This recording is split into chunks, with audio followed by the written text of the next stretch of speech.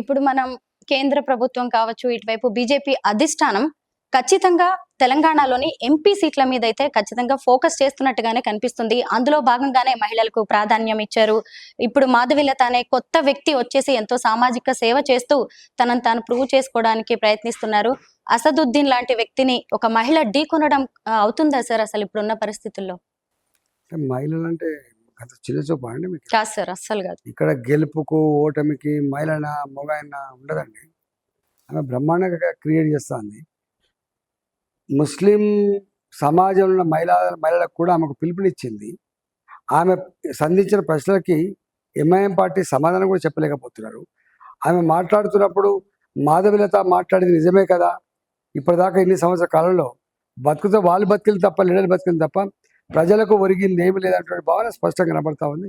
ఈసారి కనుక వాస్తవంగా దొంగ ఓట్లు లేకుండా ఉంటే, ఆ దొంగ ఓట్లను మళ్ళీ పోల్ చేసేటువంటి విధానం కనుక లేకుంటే 80% కూడా అక్కడ గెలిచే సీటు బీజేపీకి తప్ప ఎంఐఎం గెలిచే ప్రసక్తి లేదు.